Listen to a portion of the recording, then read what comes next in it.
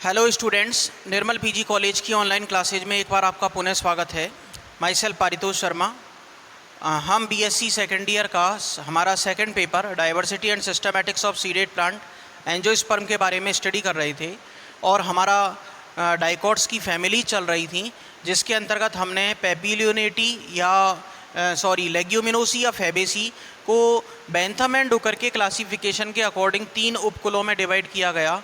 पेपिलियोनेटी, सिजिलपिनोइडी या मिमोसॉइड, पेपिलियोनेटी, सिजिलपिनोइडी और मिमोसॉइडी, जिनको हमने नामकरण पेपिलियोनेटी को मटरकुल, सिजिलपिनोइडी अमलताश कुल और मिमोसॉइडी छुईमुई कुल। तो लास्ट वाला जो हमारा तीसरा उपकुल था मिमोसॉइडी छुईमुई कुल, मिमोसा प्यूडिका वाला, वो हम कंप्लीट कर चुके थे।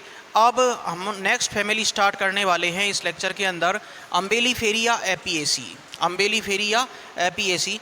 तो पढ़ने का जो फैमिलीज पढ़ने का जो हमारा ऑर्डर है वो उसी प्रकार रहेगा, बेंथम एंड डुकर के क्लासिफिकेशन के अकॉर्डिंग। सबसे पहले हम इसका क्लासिफिकेशन देखेंगे, तो सबसे पहले हम अम्बेलीफेरी का क्लासिफिकेशन देख लेते हैं।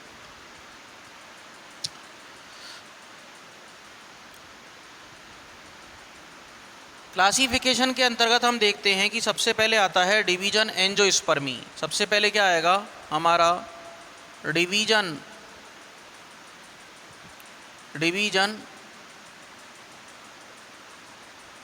Angiospermae. Division angiospermae, angiospermae angiospermae, ठीक है ना। क्लास डाइकोटिलिडेनी, वर्ग कौन क्या आ जाएगा हमारा डाइकोटिलिडेनी द्विबीजपत्री, कोटिलिडोनी, ठीक। सब क्लास पॉलीपेटेली, सब क्लास कौन सी आ जाएगी हमारी पॉलीपेटेली, सब क्लास पॉलीपेटेली, पेटेली, सब क्लास पॉलीपेटेली, PETALAE, पॉलीपेटेली। फिर इसके बाद अगला आता है हमारा सीरीज कैल्सीफ्लोरी। सब क्लास के बाद क्या आ जाएगी हमारी सीरीज कैल्सीफ्लोरी, कैल्सीफ्लोरी, ठीक है ना। कैल्सीफ्लोरी सीरीज आ गई। अब इसके बाद अगला आता है हमारा ऑर्डर अम्बेल्स। ऑर्डर देखो, ऑर्डर जब भी लिखेंगे हम तो इसमें सफिक्स क्या काम में लेंगे, एल्स काम में लेंगे। जबकि हिंदी टर्म के अंतर्गत यदि आप ऑर्डर लिख रहे हो तो ऐसा हिंदी टर्मोलॉजी में ऐसा नहीं होगा, ठीक है ना। अम्बेल्स, UM, वहाँ पर अम्बेलीज लिखेंगे, UMBE, है ना, अम्बे UMBEUALES, है ना, अम्ब्यूल्स, है ना। और फैमिली आ जाती है हमारी अम्बेलीफेरी। फैमिली कौन सी आ जाएगी हमारी अम्बेलीफेरी, अम्बेली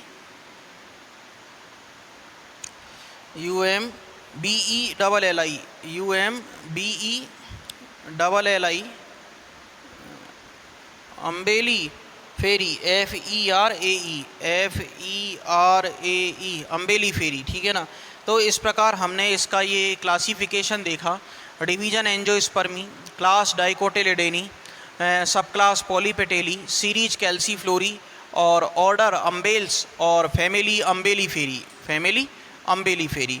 अब इसके बाद नेक्स्ट पॉइंट आता है हमारा विभेदात्मक लक्षण, जिनके द्वारा हम किसी भी फैमिली को किसी भी फैमिली के यूनिक कैरेक्टर्स देखते हैं और उनके आधार पर हम उस फैमिली को आइडेंटिफाई कर सकते हैं। तो इस प्रकार हम विभेदात्मक लक्षण देखते हैं। अगला पॉइंट आता है हमारा विभेदात्मक लक्षण वाला, यानी विभेदात्मक लक्षणों उस फैमिली के वो लक्षण होते हैं जिनके आधार पर हम किसी दूसरे फैमिली से उसको डिस्टिंग्विश कर सकते हैं। तो विभेदात्मक लक्षण हेडिंग डाल लेते हैं, विभेदात्मक लक्षण, विभेदात्मक लक्षण, डिस्टिंग्विश कैरेक्टर्स, ठीक। अब विभेदात्मक लक्षणों की हम बात करते हैं कि विभेदात्मक लक्षणों की हम बात करते हैं। पहला आता है पर्णाधार आच्छदी। पर्णाधार कैसा होगा, शीथिंग पर्णाधार आच्छदी, पर्णाधार आच्छदी, ठीक है ना, शीथिंग लीफ बेस होगा, ठीक। फिर इसके अलावा पुष्पक्रम संयुक्त पुष्प छत्र होगा। पुष्पक्रम कैसा होगा, इसमें संयुक्त पुष्प छत्र होगा।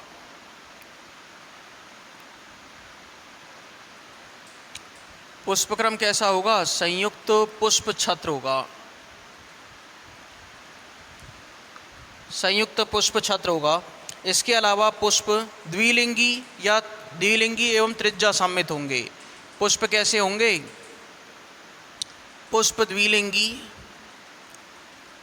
और त्रिज्या सममित होंगे, द्विलिंगी और त्रिज्या सममित होंगे, द्विलिंगी और त्रिज्या सममित होंगे। या विरल रूप से कभी कभी हमको एक व्यास सममित भी देखने को मिलेंगे। कभी कभी एक व्यास सममित, कभी कभी कैसे देखने को मिलेंगे? एक व्यास सममित। कभी कभी हमको एक व्यास सममित देखने को मिलेंगे। पंचतई और जायांगोपरिक होंगे। कैसे होंगे? पेंटामेरस, पंचतई और जायांगोपरिक होंगे, ठीक है ना, पंचतई और जायांगोपरिक होंगे। इसके अलावा, ठीक, इसके अलावा हम देखते हैं कि पुंकेसर 5 और स्वतंत्र पुंकेसरी अवस्था होगी। पुंकेसर कितने होंगे? पुंकेसर 5 और स्वतंत्र पुंकेसरी अवस्था होगी। पुंकेसर 5 और स्वतंत्र पुंकेसरी अवस्था होगी, स्वतंत्र पुंकेसरी अवस्था होगी, यानी सभी पुंकेसर आपस में अलग अलग होंगे, ठीक है ना। एडेल्फस कंडीशन हमको यहाँ पर देखने को नहीं मिलेगी। अब देखते हैं अंडाशय अधोवर्ती। अंडाशय कैसा होगा भैया? अधोवर्ती होगा, यानी इन्फीरियर होगा। अंडाशय कैसा होगा? अधोवर्ती, अंडाशय अधोवर्ती। ओवरी कैसी होगी? इन्फीरियर, अंडाशय अधोवर्ती, ठीक। अब इसके बाद बात करते हैं अंडाशय के बाद में बीजांडन्यास कैसा होगा? अक्षीय। बीजांडन्यास प्लेसेंटेशन कैसा होगा? Exile placentation. बीजांडन्यास कैसा होगा? अक्षीय। बीजांडन्यास कैसा होगा? अक्षीय होगा।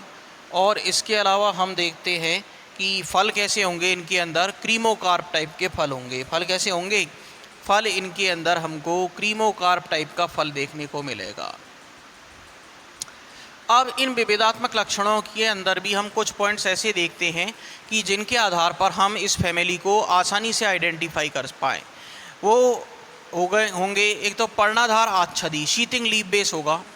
पुष्पक्रम संयुक्त पुष्प छत्र पाया जाएगा। पुष्पक्रम कैसा होगा? संयुक्त पुष्प छत्र होगा। इसके अलावा जायांगोपरिक पुष्प होंगे और ओवरी अधोवर्ती होगी, ठीक। और फल कैसे होंगे इनके अंदर? अक्षीय बीजांडन्यास और फल क्रीमोकार्प टाइप का फल होगा, ठीक है ना, क्रीमोकार्प टाइप का फल होगा। तो इसके बाद अब हम देखते हैं कि अगला पॉइंट आता है हमारा कायिक लक्षण, ठीक है ना। अगला पॉइंट हमारा कौन सा आ जाता है? कायिक लक्षण। विभेदात्मक लक्षणों के बाद अगला पॉइंट आता है हमारा कायिक लक्षण, ठीक है ना। कायिक लक्षण में वही लक्षण आएंगे हमारे कि हम जड़, तना और पर्ण, रूट, स्टेम और लीफ के बारे में अध्ययन करेंगे। तो आगे हम देखते हैं कि अगला पॉइंट आता है हमारा कायिक लक्षण, यानी कायिक लक्षण का मतलब वेजिटेटिव कैरेक्टर्स, ठीक। तो कायिक लक्षणों के बारे में पहला पॉइंट तो कायिक लक्षणों में यही आ जाएगा हमारा कि प्रकृति किस प्रकार की होती है, ठीक। प्रकृति किस प्रकार की होती है, ठीक। तो प्रकृति के बारे में देखते हैं कि कायिक लक्षणों में हम 3 पॉइंट देखेंगे, जड़, रूट, स्टेम और लीफ, और इसके अलावा उनकी जो नेचर किस प्रकार की होगी।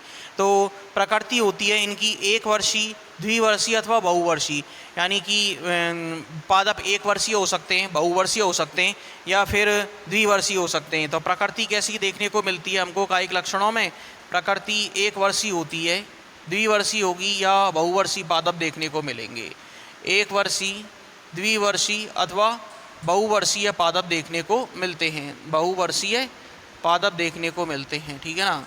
बहुवर्षीय पादप हमको देखने को मिलते हैं। अब हम बात करते हैं भैया कि कायिक लक्षणों के बाद में, कायिक लक्षणों के बाद में हमारा अगला पॉइंट आता है तना।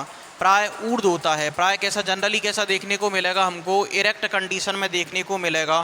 कोणीय या शाखीय एवं परिपक्व होने पर तना खोखला हो जाता है। परिपक्व होने पर इस कुल के अंदर कैसा देखने को मिलेगा कि तना खोखला हो जाएगा, ठीक है ना।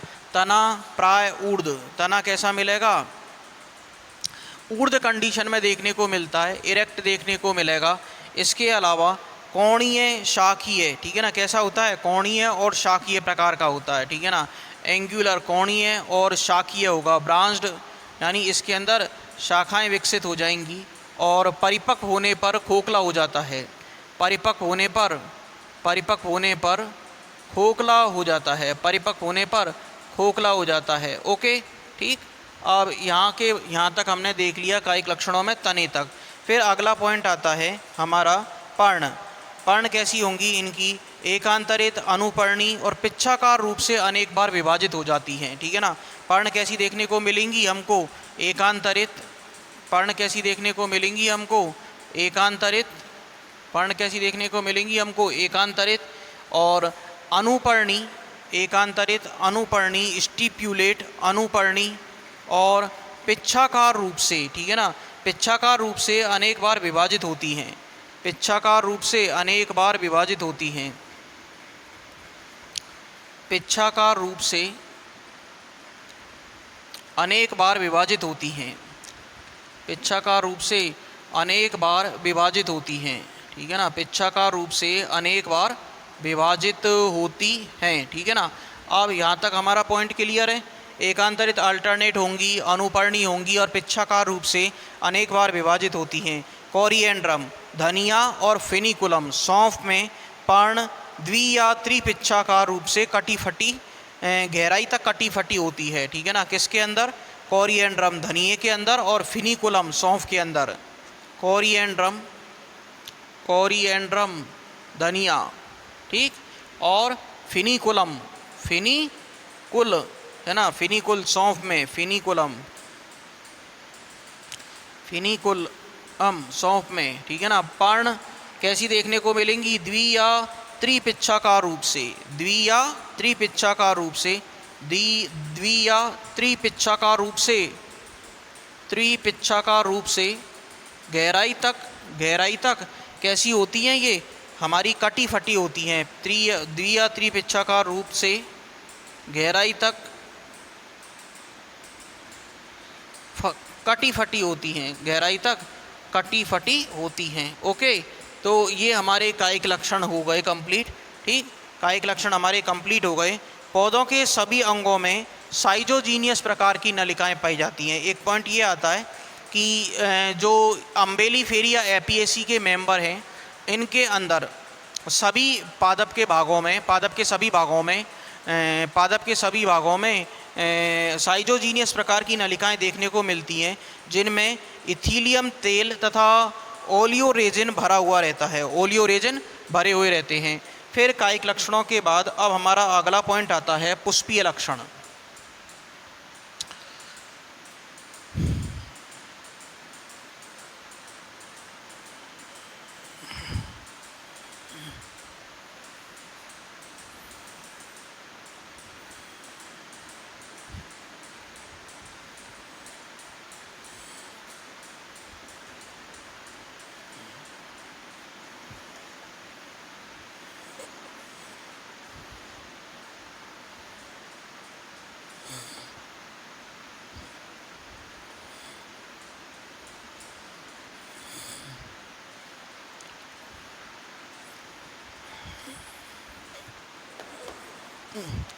अगला पॉइंट आता है हमारा कायिक लक्षण कंप्लीट होने के बाद पुष्पीय लक्षण। ठीक, फ्लोरल कैरेक्टर्स। ठीक है ना, फ्लोरल कैरेक्टर्स। अब पुष्पीय लक्षणों में भी हमारा जो ऑर्डर रहेगा वो उसी प्रकार से रहेगा जैसा हम हर फैमिली के अंदर देखते हैं।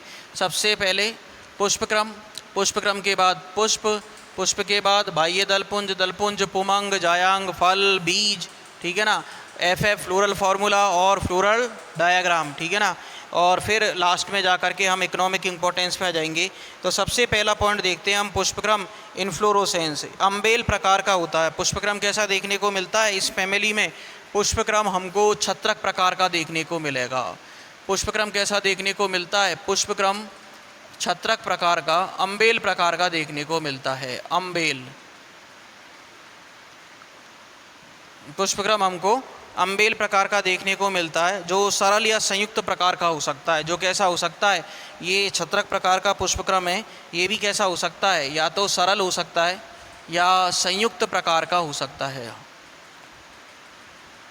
ठीक, ये हमारा सरल या संयुक्त प्रकार का पुष्पक्रम हो सकता है।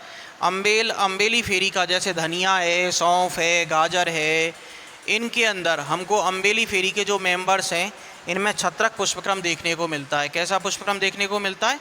छत्रक पुष्पक्रम देखने को मिलता है, जो कि सरल या संयुक्त प्रकार का हो सकता है।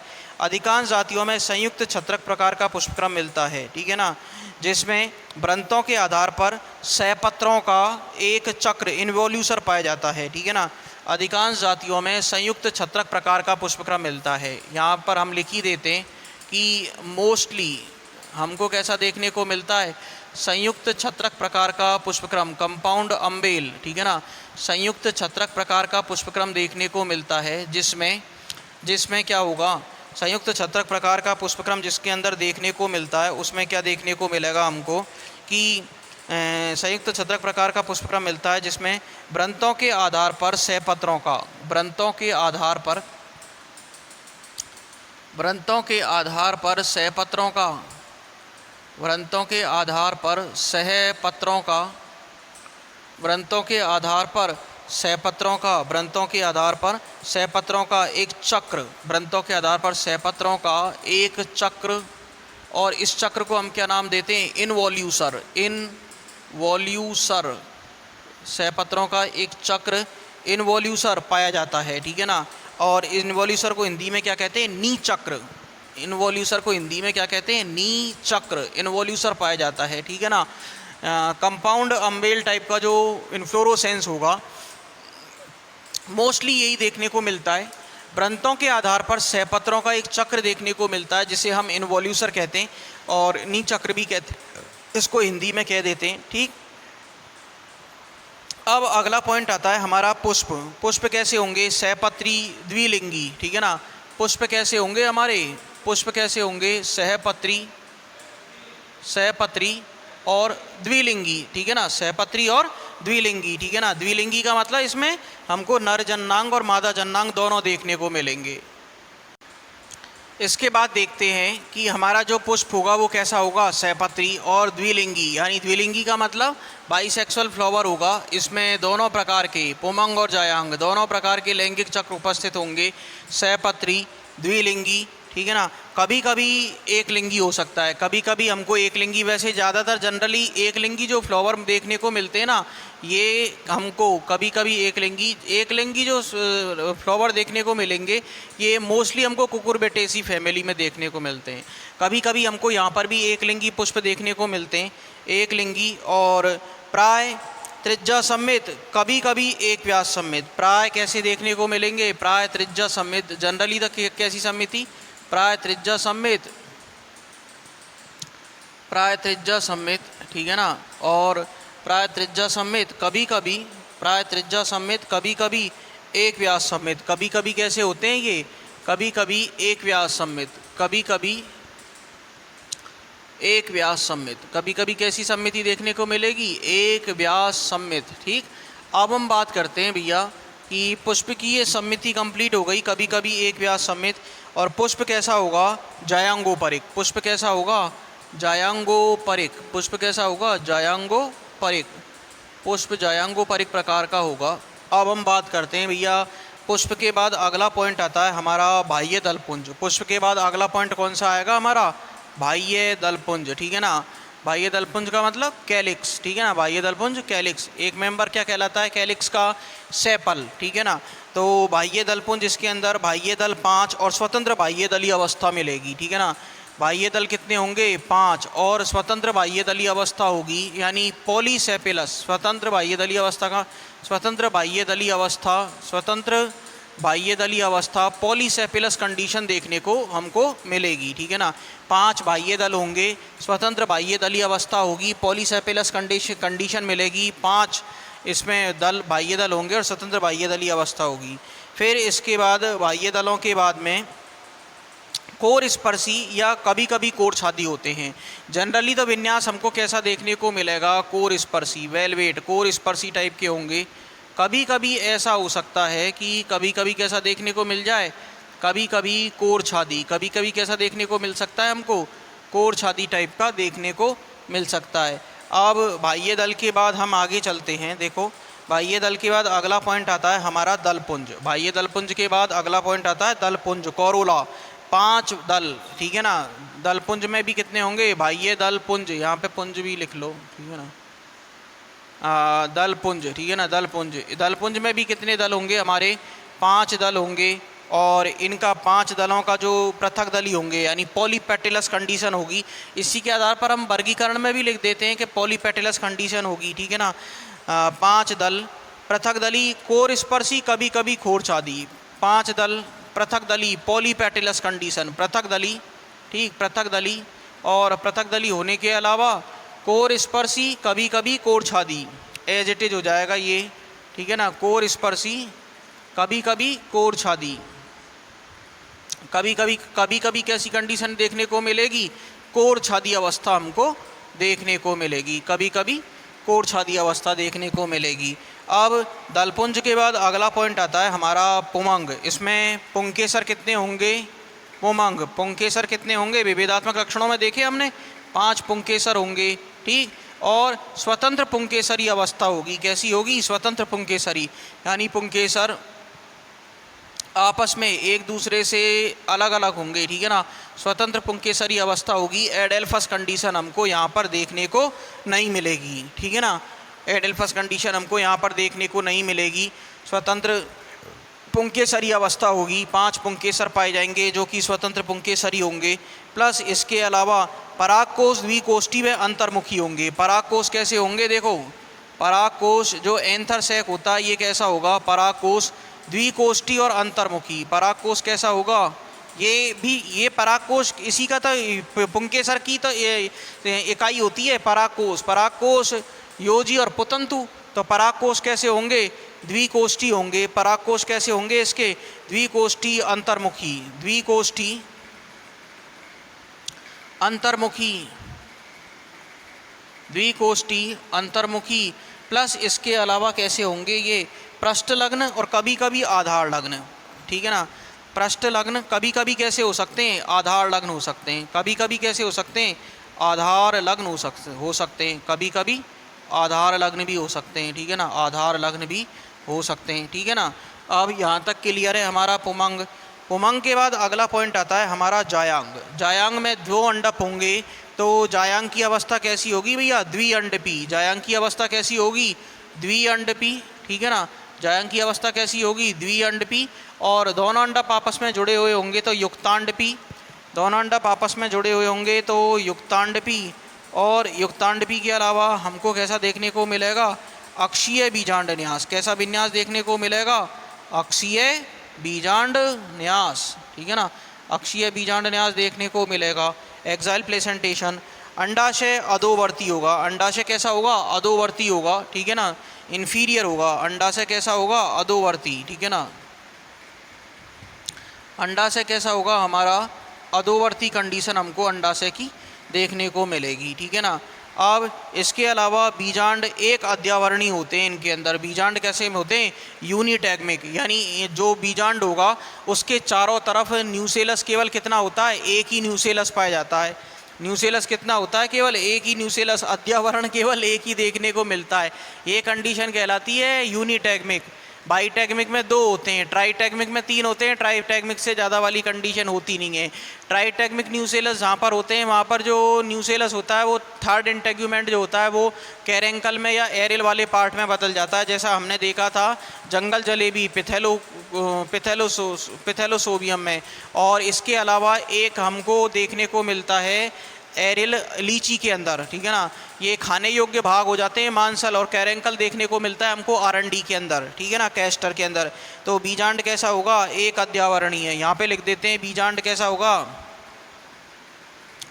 बीजांड, ठीक है ना। ओव्यूल यूनिटैगमिक होता है। कैसा होता है? यूनिटैगमिक, एक अध्यावरणीय है, ठीक है ना। यूनिटैगमिक एक अध्यावरणीय होता है। अधोवर्ती अंडाशय के शीर्ष पर एक फूली हुई द्विपालीवत मकरंद चक्रिका पाई जाती है, ठीक है ना। अधोवर्ती अंडाशय के शीर्ष पर, अधोवर्ती अंडाशय के शीर्ष पर, अधोवर्ती अंडाशय के शीर्ष पर, अधोवर्ती अंडाशय के शीर्ष पर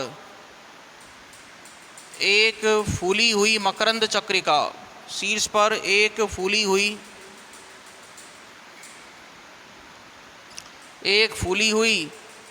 हुई द्विपालीवत मकरंद चक्रिका, फूली हुई एक शीर्ष पर फूली हुई एक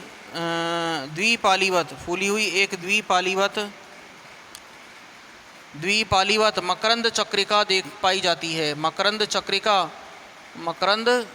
चक्रिका पाई जाती है, ठीक है ना, जिसे वर्तिकापाद स्टाइलोपोडियम कहते हैं। जिसे हम क्या कहते हैं? वर्तिकापाद स्टाइलोपोडियम कहते हैं। जिसे हम क्या कहते हैं? वर्तिकापाद या स्टाइलोपोडियम कहते हैं। फल साइजोकार्पिक प्रकार का होता है, ठीक है ना। अगला पॉइंट आता है हमारा फल कैसा मिलेगा? हमारा साइजोकार्पिक प्रकार का देखने को मिलता है। साइजोकार्पिक देखने को मिलता है, यानी कहने का मतलब भिदुर फल होता है, स्फुटनशील होता है, ठीक है ना, बैस में स्फोटी होता है। जिसे हम क्या कहते हैं? क्रीमोकार्प कहते हैं। जिसे हम क्या कह देते हैं? जिसे हम क्रीमोकार्प कहते हैं। जिसे हम क्या नाम देते हैं? क्रीमोकार्प कहते हैं, ठीक है ना। यह 2 बीजीय फलांशकों में टूट जाता है, 2 बीजीय फलांशकों के अंदर यह टूट जाता है, ठीक है ना। क्रीमोकार्प टाइप का फल होता है जो कि साइजोकार्पिक होता है। क्रीमोकार्प टाइप का फल होता है जो कि साइजोकार्पिक होता है। और इसके बाद लास्ट पॉइंट हम देख लेते हैं कि बीज भ्रूणपोषी होते हैं और कीट परागण देखने को मिलता है। बीज कैसे होते हैं? भ्रूणपोषी। बीज भ्रूणपोषी होते हैं, ठीक है ना, भ्रूणपोषी होते हैं और कीट परागण देखने को मिलता है। परागण कैसा देखने को मिलेगा हमको? कीट परागण देखने को मिलता है, एंटमोफिली देखने को मिलती है। अब यहाँ पर एक पॉइंट आता है हमारा FF, फ्लोरल फार्मूला। तो इसको हम देख लेते हैं कि ये सहपत्री पुष्प होंगे, तो सहपत्री के लिए हम कौन सा सिंबल काम में लेंगे? ब्रैक्टिएट, ठीक है ना, ब्रैक्टिएट सहपत्री होंगे। सहपत्री होने के अलावा पुष्प कैसे थे हमारे? द्विलिंगी और त्रिज्या सममित, ठीक है ना, त्रिज्या सममित और द्विलिंगी। तो द्विलिंगी के लिए इस प्रकार से सिंबल काम में लेंगे।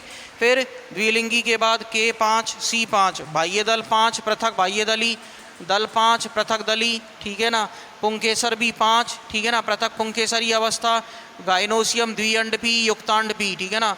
ओवरी कैसी होगी? द्विअंडपी युक्तांडपी। और ओवरी कैसी होगी? इन्फीरियर। तो इन्फीरियर के लिए हम ऊपर की ओर सिंबल लगा देंगे। तो इस प्रकार ये हमारा आज अम्बेली, फेरी और एपिएसिकोल हमने देखा। इसका हमारा जो फ्लोरल डायग्राम है, पुष्प चित्र और इकोनॉमिक इम्पोर्टेंस बाकी रह गया, जिसको हम नेक्स्ट लेक्चर के अंदर कवर करेंगे। आज हम अपने लेक्चर को यहीं पर ड्रॉप कर रहे हैं। धन्यवाद।